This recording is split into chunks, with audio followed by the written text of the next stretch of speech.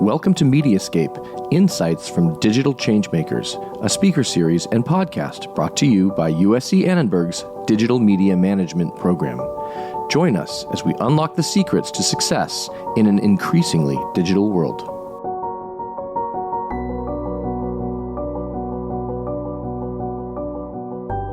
I am thrilled to have another mompreneur, digital marketer, and podcaster on the show who lives very near where I lived when I lived in Texas, Ashlie Marshall. You are the CFO of Tier Level Digital Marketing, and you also have a podcast that you host with your CEO, C-Suite Chicks.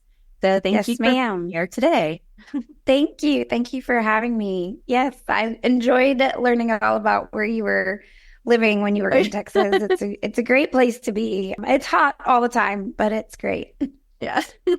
I'd love to talk about your journey a little bit. You went to Baylor, you studied business, then you had roles at a couple of other organizations before moving into this space. That's right. That's right. Yeah, Baylor wasn't my first choice since you brought it up. I wanted to go to a big state school. My parents were very devout in keeping us in private institutions for all of our school from, first grade on. And I had an older sister who went there, and my parents were already familiar with it. It was close to home. They were like, nope, that's where you're going. And I was like, all righty. Yeah, I understand that. And I did enjoy it. I'm not where I maybe wanted to go, but sometimes your parents guide you in a direction that you don't want to be in, and then it ends up being fine, right? So I had a great experience. I did get my bachelor's in business administration. Had no idea what I was going to do with that. I think every college student, thinks they have this great plan and, graduated, worked retail for a little bit, coached for a hot minute, and really enjoyed that, but really wanted to get into the professional world. So little by little, I just would gain a role, and then I kept working with a recruiter. And so every now and then a new role would come along and the opportunity was good. And so I would move into that new role. And that just kind of unfolded, for over the course of a decade, basically. And I landed at a place where I met some great contacts, and that kind of led me to different places. And that was kind of how I ended up at Tier Level. It was more so my work and my doing and communicating and building relationships, which I learned I was actually pretty good at over time. And that was how I came on as an account manager with Tier Level. So I was very client facing, did a lot of the behind the scenes work, but my main role was to communicate with the clients all about everything that we were doing. And then over time that morphed into being in charge of paying the bills. It's funny how that happens, because I'm a communication person, but I've also worked in the finance side and analytics and, the forecasting and the P&Ls and all of that.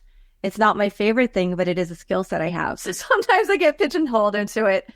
So I'd love to hear about your experience going from one to the other. And do you enjoy finance? Is that a place that you wanted to move into?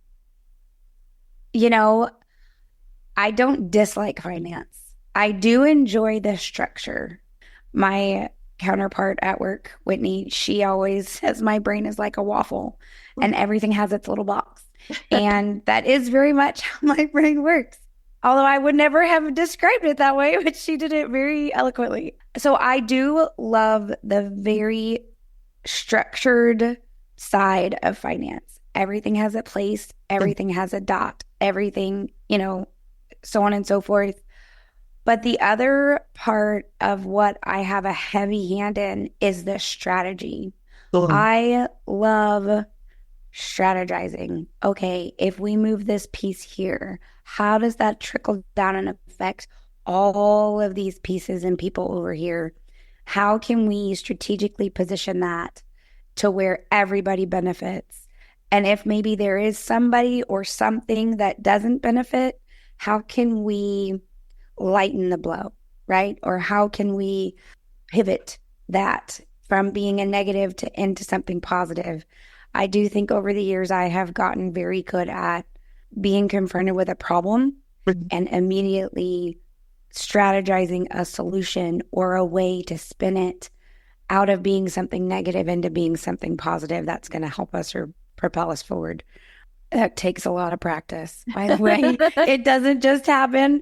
It takes a lot of practice, but I have enjoyed that side of it. So I don't dislike the finance part. Some of the task work is mundane, like you said, the P&Ls and the this and the that.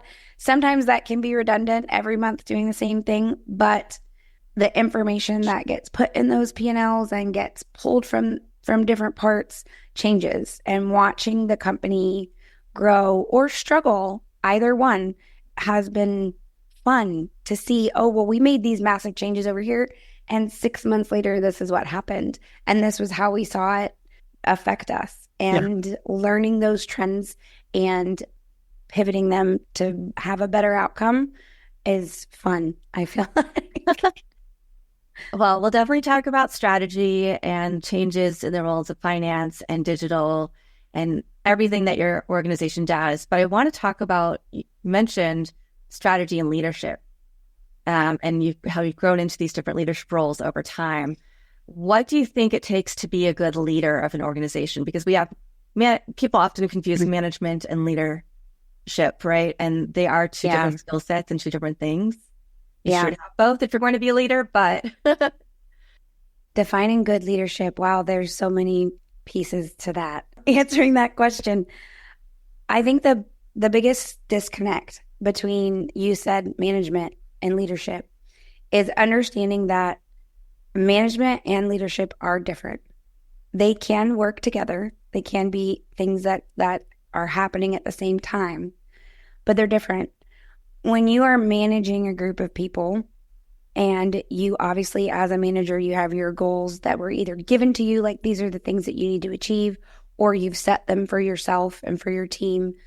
Your job as a manager is not to tell everybody what to do. Your job is to trust that they know what to do. And when they don't, have your door open so they can come ask you for help and be ready to support them. Leadership is showing people how to behave through how you behave, how you speak to them, how you treat them. Being a leader is recognizing when somebody's struggling in an area and stepping into them privately and saying, hey, I recognize these things. I want you to know I'm here to help you in any way that you need. If you need me to leave you alone to figure it out, I will do that to a certain extent and step in when needs be. But I want you to know I'm here to support you. And you let them guide their own piece of that ship and let them know you're there when they need it. Management, making sure the tasks are done, making sure that goals are met, making sure that all the little tidbit pieces that need to fall into place are doing that properly in a timeline. But leadership, you're showing people how to behave. You're showing people how to treat each other. You're showing people how to show up to work every day. You're showing people how to be present in meetings and not multitask by not multitasking in meetings, right? It's really hard to do that sometimes, but recognizing that your behavior is going to be mirrored. So when you can't get frustrated, I say it all the time, it's just like being a parent. You cannot get frustrated when your kid comes at you and says something to you that you just said to them 2 days ago because, hello, you just showed them how to do it. So if you want people to treat each other a certain way, to behave a certain way, to show up to meetings a certain way, to be on time, to dress a certain way, do those things yourself. And the biggest piece is when you make a mistake or when you screw something up or you make a decision that was just crap, own it. Own it, because if you pass it off as somebody else's fault when you know it was yours, they see that behavior. And guess what's going to happen 2 weeks later? They're going to do the same exact thing. No, I always say it all the time, own your, you know what, and claim it. Be like, that was my screw up. I did that. My bad. Here's how I'm going to fix it. But that's leadership, right? Management, making sure all of the Legos stack on top of each other in order. Leadership is showing people how to behave while they're doing that. Yeah. You're talking about being vulnerable, transparent, authentic, honest, empathetic as a leader. And I think those are things we've seen people need more of in the workforce. I mean, we both mentioned before we got on, we're both moms. It's not just moms, right? It's not just there are so many dads that I speak to as well who also want some flexibility or need that. And that has to be part of it too. Understanding that things might come up in our personal lives that will affect our roles of work or vice versa. And managing through those situations by being open and honest to our leaders as well. And helping them understand where we're at and, being brave to do that. And that's something I try to instill in my students a lot is they also have to speak up and advocate for themselves, because otherwise people don't know what's going on and they might be penalized for something that is something they can't avoid. That's so true. You use the word be brave. I mean, I talk with, my kids about being brave all the time, and it applies so intensely to your workday, because there are times where you don't know what you're doing.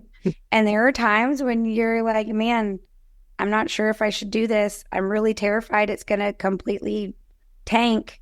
Do it anyway. That's bravery. Doing it even though you're scared to do it. Moving forward, even though you're terrified about the next step, like just do it. And standing up for yourself and advocating for yourself in a respectful way is powerful. And I just got done conducting a meeting last week where I said, you can say anything you want in this meeting as long as it's respectful. And I remember being a teenager sitting at my dad's kitchen table because I did something stupid, and we were having a come to Jesus talk, Ashlie, get your what together. And my dad always was like, you can say whatever you want to say at this table, but you have to be respectful. And, as a kid, you roll your eyes, you're like, oh, Dad, fine. So you have to check your attitude and speak differently. Otherwise, he's going to shut it down and you're going to be punished, which is different as an adult. But saying that to a group of adults, they all understood it. They understood the assignment. They showed up. They expressed what they were feeling, even if what they were feeling was taken as an insult or taken as a challenge. It was said respectfully, and they advocated for themselves and they stood up for themselves, and they came to an understanding, oh my gosh, we feel the exact same way. We're just sucking at communicating about it, right? So you can get to that point if you treat each other with respect and you be brave about what you're saying and cautious about how you're saying it. You're going to make so much ground with people, and having that empathy for one another. You said it, moms and dads. The role of a dad is changing these days. I mean, my husband is incredible. We are a team. If he was not around, we were in dirty clothes all the time. He is amazing. We work together so well, his strengths and my strengths. And there are so many men out there that are like that. So you're absolutely right. It's a parent thing. When you're taking care of other humans, whether you're mom or dad, it is a lot of work. I also feel like there is, some people think of this as a disadvantage in the world of work, but I think it's an advantage, because you already had to help somebody, as a guide. And I really feel like they have personalities that are pretty much fully formed without much we can do about it. But we can be their guide, and we can kind of help them learn what's right and wrong and just be there for them. And I think that helps us in the world of work. It helps us be more empathetic, and it helps us view things in different lenses. Was that part of the impetus behind C-Suite Chicks, your podcast? C-Suite Chicks, it came about because her and I, moving into these roles that we have now, was a very intense journey for lots of different reasons. We've been working together since I came onto the team in 2018. And I think some of the challenges we have faced have been things people don't normally experience in a basic role at a company. And I started listening to podcasts maybe a year into working at tier level, and I was listening to non-business podcasts. And a couple of the women that I listened to, they were just really encouraging, like, you can do XYZ. You have this power. Some of them were rooted in faith. Some of them are rooted in just, your personal everyday life. And I found it encouraging. And so over the course of the last 18 months, I've just been like, man, I know somebody out there is experiencing this same crap that we are now going through, or we went through 6 months ago. And if we can talk about it and talk about what happened, how we faced it, what we did that got us through, that can help somebody. That can give somebody the tools that they didn't already have. And if I would have had that when I was listening to these other podcasts that were already encouraging but could have helped me on the business side, it would have been massive to me. So I want to do that for other people. I want to talk about the muck that I have walked through and cleaned up, and some of it I haven't, and some of it I still don't know what to do with, but I'm figuring it out. Yeah. And what has been the most interesting or surprise aspect of starting a podcast and putting it out there in the world? It took a while for me to convince Whitney to do it with me. And I felt that we were stronger together. Our stories put together were stronger. And I think one of the biggest things, I was like, oh, it's going to be so fun. We're just going to get to talk to each other and talk about these topics and have this structure. It's going to be great. And then you start doing it and you're like, what am I going to talk about next time? Who wants to hear me ramble? Nobody wants to hear me ramble. I'm just basically listening to myself rambling. Who cares? Right? The biggest challenge for me has been being like, so what? Do it anyway. That brave aspect, right? So what? Do it anyway. Keep going forward. And that has been the biggest surprise. Me thinking that it was going to be fun and rose-colored, and it's not. And it is fun. Yes, I will say that. It's so fun. I love getting on and having our conversations. The prep side of it was more than what I expected it to be, I guess. And so that has been the biggest challenge. People hear other people do podcasts all the time. It takes a lot of work to do a podcast. It's a business, and you have to treat it like one. Like it is. It's a whole other business on top of your business. And we have a team of people that help us. And I'm like, how did these other amazing women start these podcasts by themselves and still have a full-time job? I don't know how they did it. Yeah, it's definitely not easy, but it's worth it. So that right there. That's why I do it. Yeah. That's it. I'm really curious now to hear more about the agency side of things. What do you cover in the digital ecosystem? Yeah. And of course, we have to talk about when you started with the company, with the agency, and then we went through a pandemic. And then, generative AI became a thing. There's also financial modeling, a lot of AI on that side. So but first let's talk about what you all actually do, and then talk about some of those hurdles and how you're utilizing. You survived the pandemic. Now, are you using the AI tools? Yeah, we did. Thankfully so. So our digital marketing focus is on SEO, your organics. We have begun to dabble a little bit in the ad space. Majority of our clients are in a franchise system. And they are part of the same franchise system, and they have a corporate office that was privately, like, family owned and operated, and then they sold it to an investor group. And so once the investor group took over, they have kind of corporatized things a little bit, right? It all for the purpose of growth, right? They want to grow it.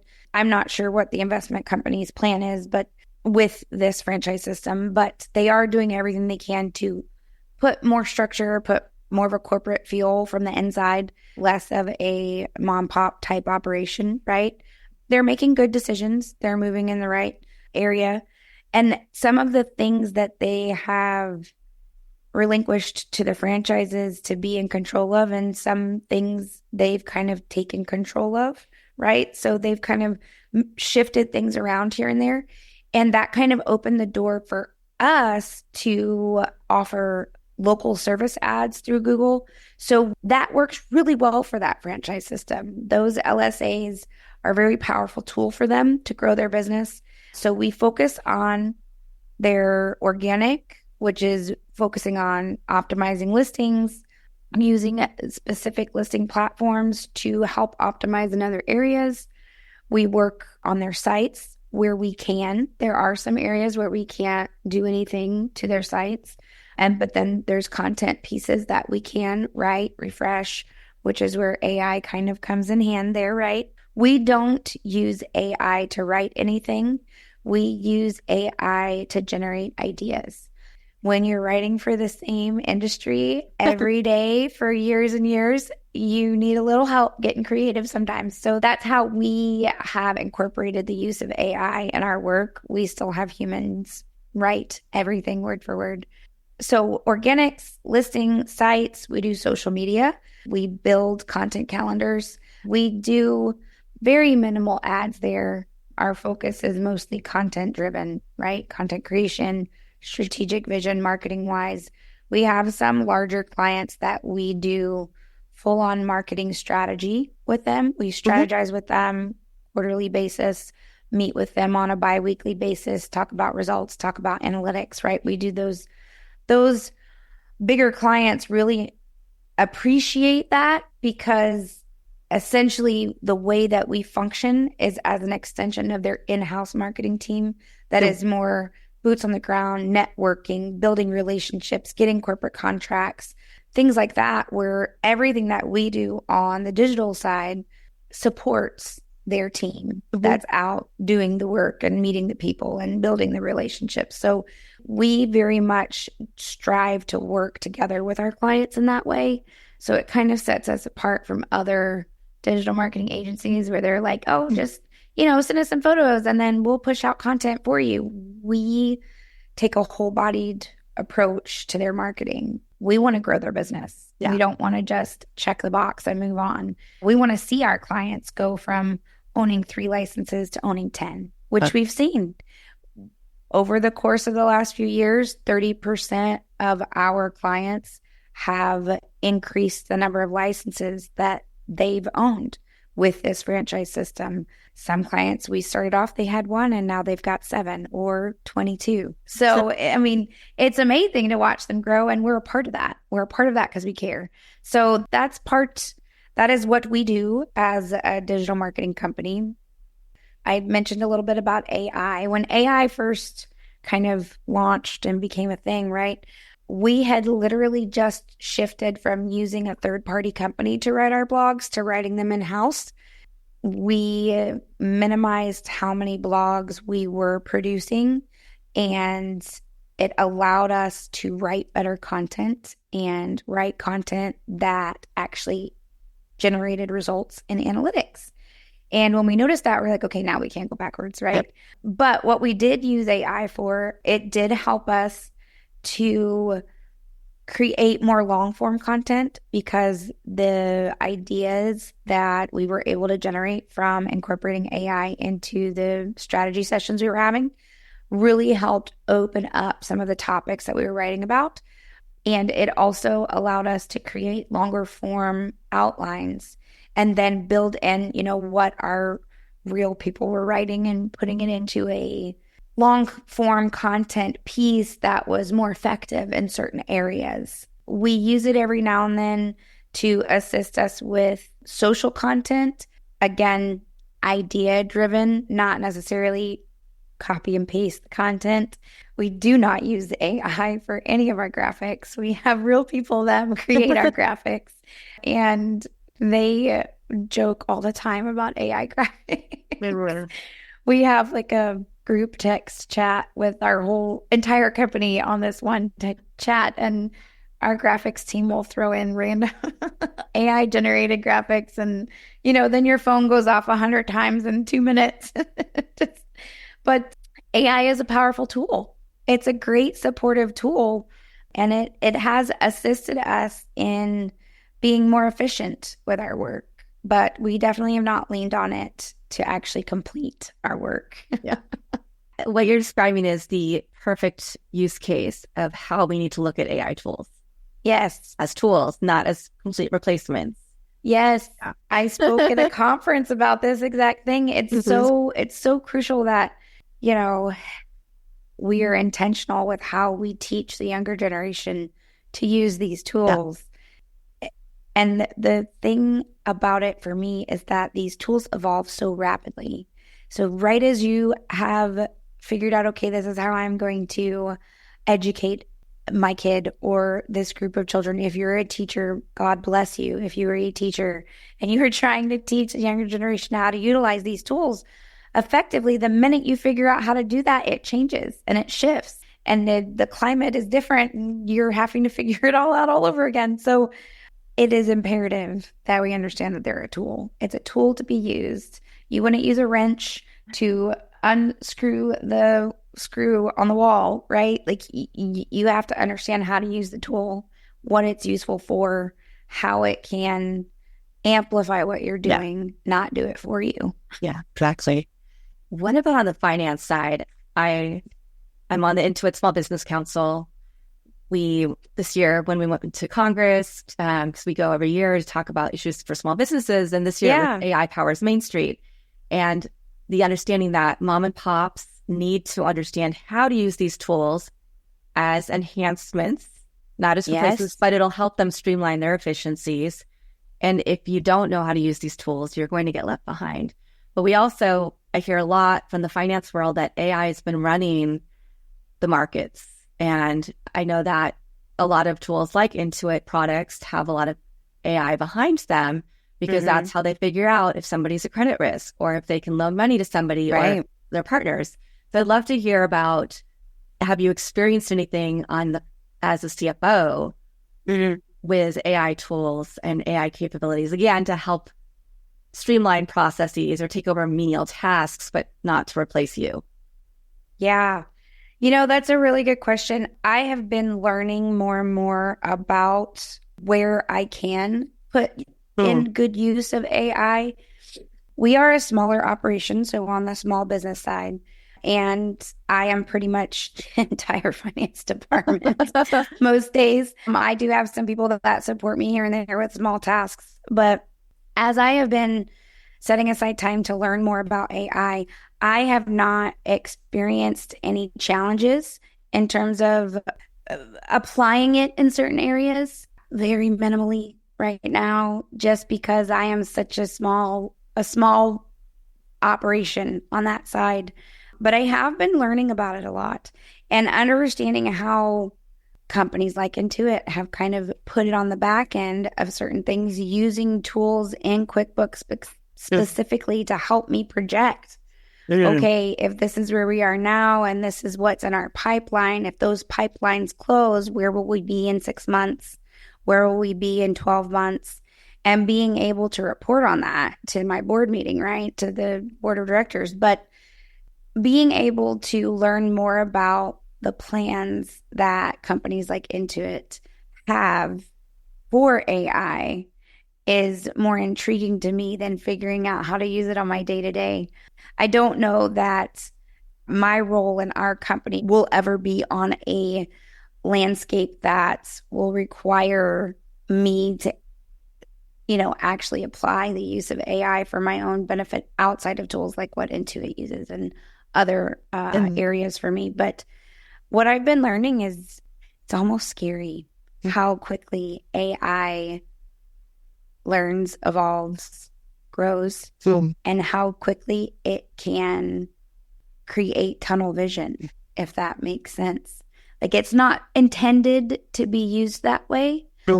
But again, if you don't know how to feed it data to generate what you're looking for, then you're going to go in a very wrong rabbit hole. Yes, very much so.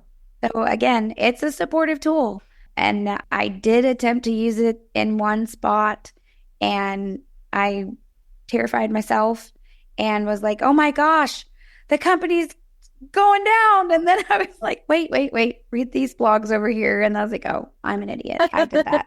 We're not going there. I did that. That was me. Let's back the truck up here. So I have had, a little playtime, I guess you would call it, where I was trying to forecast certain things and I did it completely wrong. So But, it's really refreshing for us to hear that because you are a CFO. The majority of businesses are in that small to medium-sized business structure. So your experience is going to be much more typical of how to utilize tools and how to figure out how to train them appropriately than most large organizations. Yeah. And I will say, like, if it were 4 years ago, it would have scared me enough to be like, I'm never doing it again. But I know better. You can't do something wrong and then be like, I'm never going to do that again. That's not efficient. That doesn't create growth. That doesn't, create forward motion. So you do something, it terrifies you, and you say, okay, why did it terrify me? How can I do it differently next time? And then you try again, and you try again, and you try again. So I'm getting there. I've got a little bit more research to do before I try it again, but I'll keep you updated. Awesome. And this really goes into my next couple of questions, which are, because we talked earlier about you have to just put yourself out there, you have to be brave, and you just said you're learning how to use these tools, you're not always doing it correctly, but you have to just keep trying and you have to keep iterating. Yeah. Have there been points in your career as you've moved up that you've had imposter syndrome, that you've had to really think about what does success mean to you and where do you really want to be and what do you want to achieve? Yes, all the time, every week, every Monday when I sit down and I look at my planner, because I have a written planner. I have my calendars, my schedule, events on my phone, but like tasks, projects, where I'm at, things like that. I write it down in a planner. And every Monday when I sit down and I'm like, oh my gosh, what makes me think that I can get that stuff done? I don't know how to do that right there. That one thing that I'm supposed to do on Wednesday, I don't even know what that is. I don't even know how to do it. I'm gonna figure it out. I don't know. I have that meeting on Thursday with somebody who knows a lot more about accounting than I do. I am not an accountant. I'm not a CPA, and I do not pretend to be. But sometimes when I have meetings with them, I get very nervous because, first of all, they know so much more than me in certain areas and certain aspects of the financial health of the company. And I'm trying to learn from them, but I get terrified. And I'm like, okay, don't say anything that's going to make you look stupid. And then I'm like, you know what? 5 minutes before the meeting, I'm like, it doesn't matter what I say. I know that I'm stupid in these areas. Like, I know that I don't know what I don't know, and I'm going to be okay with that. It's okay to not know. It's okay to say, I don't know, but I'll figure it out. It's okay to remind yourself, I don't know how to do that right now, but I'm going to read this blog and I'm going to look at this video and I'm going to listen to this other lady who's done it 100 times and I'm going to just try and I'm going to be okay with that. Yep. I have to get to that point. So imposter syndrome is fierce in my world every day, but I continue to educate myself. I continue to find articles to read, to find speeches where people are talking about how they learned or how they did something that I'm interested in or know that I need to figure out. I have countless books on accounting that I ordered that I've been reading over the course of the last 2 years. I took accounting in college. I understand the main concepts, but I also know that the little things make a huge difference when it comes to taxes or when it comes to learning what the laws are. We operate in multiple states. I need to understand that concept, right? So understanding those small pieces and giving myself the grace to know I'm not going to know it all. I'm not going to know it all tomorrow. I'm not going to know it all the day after that. But I'm going to keep educating myself and I'm going to keep making the effort to learn it. And as long as I'm doing that and I'm doing the best that I can, it's okay if I fail or screw up here and there, because when you fail and when you mess up, you learn how not to do it. You keep going. Yeah. Yeah, absolutely. So, yes. I appreciate how honest you're being in our conversation. I think it's really important for people to see and to hear that no matter what you look like on the outside, how much success you've had, we all still have these thoughts, these insecurities, these areas that we strive to know more about and learn more, be better. So what does that look like in terms of success? Because you have built up your career, you've moved into higher and higher positions. I've had a lot of conversations lately with people where we're redefining success. And it's not just about the money you make, but it's also, as we mentioned at the very beginning, do you have that time and intentionality to be able to take care of your family? Whether that means you have to take a couple hours off to go to a game or a teacher meeting or whatever the case may be. Yeah. Gosh.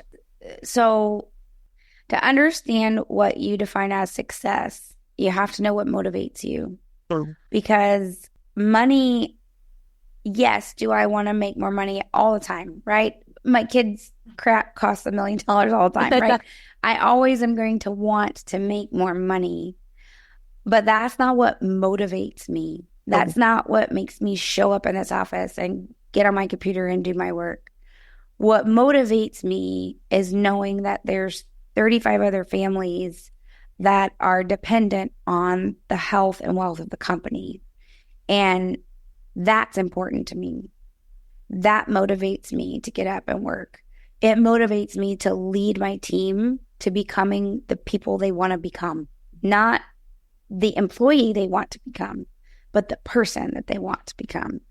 Offering guidance, whatever little tidbits of wisdom that I have that I've learned along the way, and hopefully will continue to learn, sharing that, imparting that on other people, leading by example, doing what's right and good and true is more meaningful and more motivating to me than my paycheck. It's nice to have a paycheck. It's wonderful to have a paycheck, but it makes me feel better about being a good person and about being good people to others and showing them what that looks like, showing my kids what it looks like to show up at work, but also show up for them when they need me.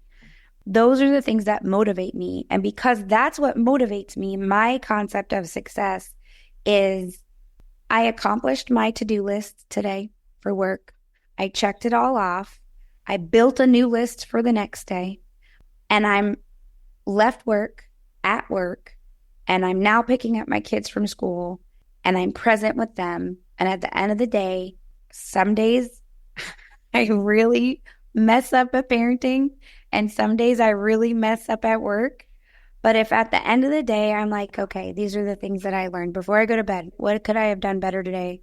But what did I kill it at? What did I man, that was awesome. Okay. If I can sit down and go through those thoughts in my head, I've had a successful day. It's successful. Yeah. It's not my title. It's not my role. It's not how I'm operating in the company. It's not my paycheck. It's when my kids went to bed, did they say, Mommy, today was great. I love you. And they went to bed and they were happy? Or were they throwing a fit crying because none of us could regulate our emotions that day? I don't know. But at least I know they're in their bed. They're safe. They have a roof over their head. They've been fed. They have full belly. They're going to wake up and do it again tomorrow. And same thing with the company. If everybody came to work today, maybe some people had a bad day. Maybe some people had a great day. But our clients are growing. We are growing. Everything is moving in the right direction. It's a great day. It's a great month. It's a great year. And the doors are still open. Families are still getting their paychecks. And we're doing good. Yeah. Success is what you make it. And for me, that's what it is. That's really in I don't want to say simplicity, but it is, right? Yeah. But that's it's so easy. It's not easy. It's simple. You said it. Definitely not easy. But those are the best moments, I think, for so many of us when we take a step back and look at what life really means and what we want to be accomplishing. Having those quiet moments, knowing that we have the calm, that we have gotten done whatever we can do, and that tomorrow's another day. Be okay with your best. Yeah. Like, don't expect superhuman powers. Like, you're not. You're only you. You're only one person. And you're only as good as all of the others that are helping you along the way. So give yourself grace, whether you're a mom or a dad, or even if you're not a parent and you feel stressed every day of your life, give yourself grace. Like, be okay. I tried my best. I did the absolute best I could. If you didn't, well, do it again tomorrow. Figure out how to put more effort in tomorrow so that you could say at the end of the day, I did my best today. That's all I could do. I did everything I could. That was it. Yeah. Fantastic. Ashlie Marshall, thank you so much for being on the show today. I want to ask one last question. Do you have a favorite quote, mantra, family motto, verse, words of wisdom? Help you stay motivated every day. It always goes back to my dad. My dad always has these tidbits of things, right? I didn't know what he meant when he said this, and I thought it was ridiculous. But he used to say, if you're the smartest person in the room, you've got to find another room. And I didn't understand that until like 2 years ago. But I'm definitely not the smartest person in my room. So I'm just going to keep growing and keep learning and keep showing up. And maybe one day I'll have to find a different room. But right now, I'm right where I need to be. That's really beautiful. Thank you so much. Yeah, this has been fantastic. And we will link to the podcast in the show notes so everybody can give it a listen, a like, a follow, a review, because we always love those as podcasters. Yes, we do. You're right. And thank you to everybody who's watched or listening to this episode. I hope that you found it as meaningful and thinking through your career, your trajectory, your definition of success, and how you can build up to being that empathetic leader that Ashlie has shown us by example in her words today. Well, thank you very much for having me. And I'm always available to reach out to me on LinkedIn, answer your questions. Maybe I'll have some questions for you. Fantastic. To learn more about the Master of Science in Digital Media Management program, visit us on the web at dmm.usc.edu.